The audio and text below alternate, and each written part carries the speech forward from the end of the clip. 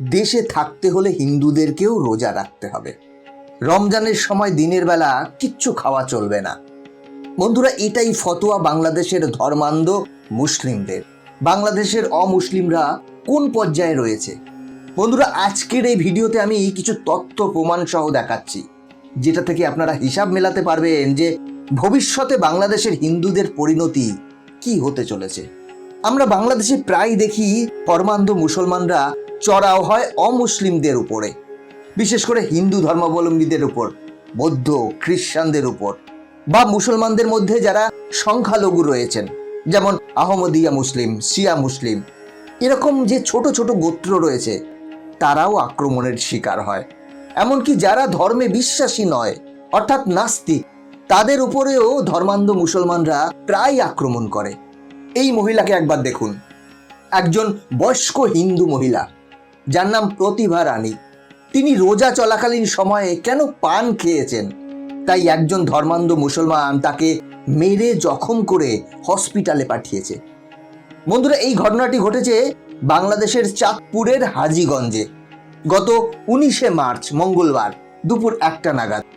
এই যে ব্যক্তিকে দেখতে পাচ্ছেন, এর নাম নুরুল আমিন। তিনি একটি স্কুলে শিক্ষকতা করেন, যদিও কি শিক্ষা দেন ইনি সেটা নিজের আচরণেই বোঝা যায়। এই নুরুল আমিনের স্ত্রী প্রতিভা রানীকে তাদের বাড়িতে কিছু গৃহস্থালির কাজ করার জন্য ডেকে আনেন, এবং প্রতিভা রানী যেহেতু হিন্দু, তাই নুরুলের স্ত্রী তাকে পান খেতে দেন। এই পান খেতে দেখেই এই ব্যক্তি, যার নাম নুরুল আমিন, তেলে বেগুনে জ্বলে ওঠে। শুধু জ্বলেই ওঠেনি, সে ওই মহিলাকে মারতে শুরু করে। প্রথমে চড় মারে, তারপর একটি বাঁশ দিয়ে মারতে থাকে, এবং এতটাই মারা হয় যে তিনি সেখানেই অজ্ঞান হয়ে যান।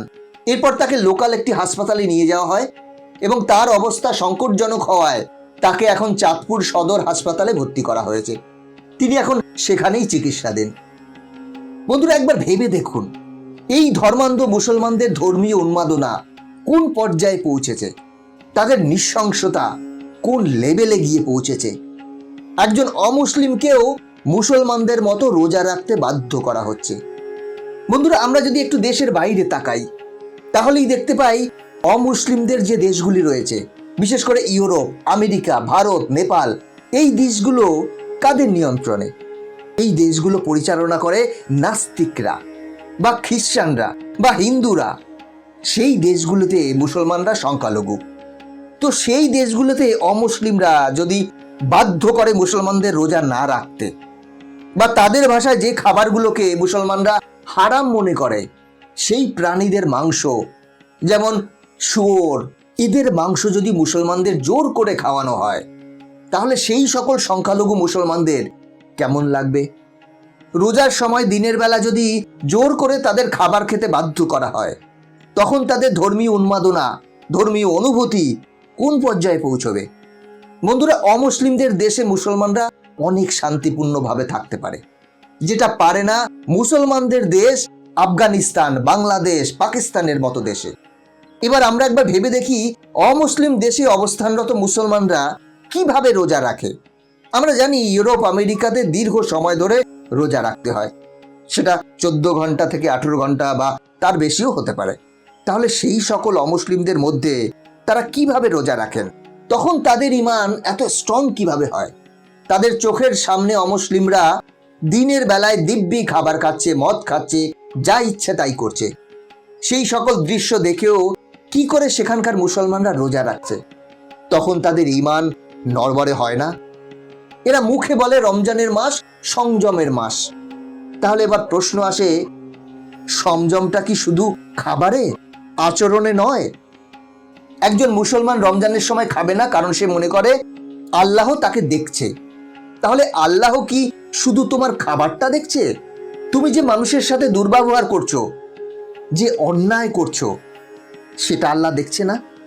বন্ধুরা, বাংলাদেশের সংবিধান অনুযায়ী সকল ধর্মের মানুষের সমান অধিকার রয়েছে। একজন হিন্দু মানুষ রোজা চলাকালীন সময়ে ওপেনলি খাবার খাওয়ার অধিকার রাখে, কারণ তার ধর্ম সেটাকে নিষেধ করে না। তাহলে কেন চাপিয়ে দেওয়া হচ্ছে?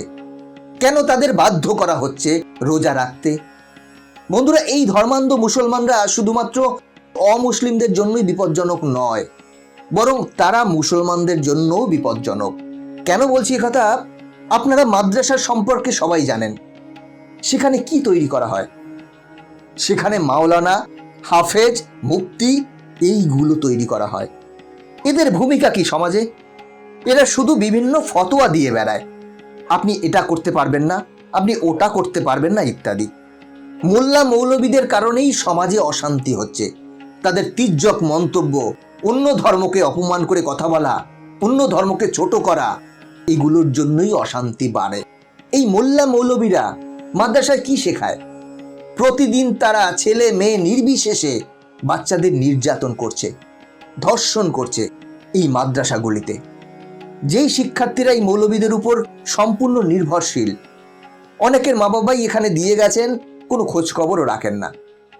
মারলে, পেটলে, ধর্ষণ করলে সবকিছুই মনে করেন ইমানের অংশ। সোশ্যাল মিডিয়া খুললেই প্রতিনিয়ত আপনারা মাদ্রাসায় ধর্ষণের ঘটনা দেখতে পাচ্ছেন। দেখুন তো এই ঘটনাটি, নিউজ থেকে বিস্তারিত দেখতে পাবেন। এটি বাংলাদেশের চাঁদপুরের ঘটনা। এখানে কি ঘটেছে দেখতে পাচ্ছেন? চাঁদপুরের একটি প্রতিবন্ধী মেয়েকে এই মৌলানা ধর্ষণ করেছে। শুধু ধর্ষণই করেনি, প্রতিবন্ধী মেয়েটি সেই ধর্ষণের পর অন্তঃসত্ত্বা হয়ে পড়েছে এবং অন্তঃসত্ত্বা হওয়ার পর এই মৌলানা সেই প্রতিবন্ধী মেয়েটির পেটে থাকা সন্তানকে ওষুধ খাইয়ে মেরে ফেলেছে। এবং এই ঘটনাটি নিয়ে প্রতিবন্ধী মেয়েটি এবং তার মা বিচার চাইছেন, দাঁড়ে দাঁড়ে ঘুরছেন। এই ঘটনা 1 মাস আগে হলেও ধামাচাপা দেয়া হয়েছে। স্থানীয় মৌলবীরা এবং স্থানীয় পুলিশ সবার ইমানের একই জায়গা, মানে ধর্মীয় অনুভূতি এক জায়গায়। অর্থাৎ ইসলামের বদনাম হবে এই ভেবে মোল্লা মৌলবীদের দোষ গোপন করতে হবে, এবং তাই হয়েছে। এই প্রতিবন্ধী মেয়েটি বিচার পায়নি। এবার দেখুন যশোরের এই ঘটনাটি। এই মোল্লা একটি 12 বছরের শিশুকে ধর্ষণ করেছে এবং সে ধর্ষণ করেই ক্ষান্ত হয়নি, বিভিন্ন ফোন দিয়ে এঁটেছিল এই ঘটনাটাকে ধামা চাপা দেওয়ার জন্য, যদিও অবশেষে গ্রেপ্তার হয়েছে।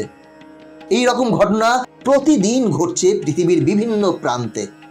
কদিন আগের এই ঘটনাটি একবার দেখুন। মাদ্রাসার এই শিশুটি ধর্ষণের গ্লানি বইতে না পেরে গভীর রাতে ফ্যানের সাথে ঝুলে আত্মহত্যা করেছে।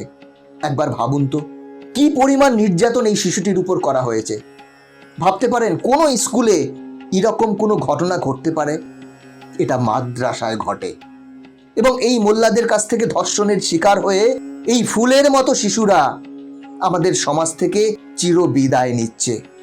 মুসলমানরা বিশ্বাস করে যে রোজার মাসে শয়তানরা বন্দী থাকে। আপনিও কি বিশ্বাস করেন শয়তানরা বন্দী থাকে? যদি বন্দী থাকে তাহলে এগুলো কি? একবার ভাবুন এই ধর্মান্ধদের বারবারন্ত কোন পর্যায়ে পৌঁছে গেছে। এই মৌলবীরাই আবার কাবায় গিয়ে হজ করলেই তাদের সকল অপরাধ মাফ হয়ে যাবে।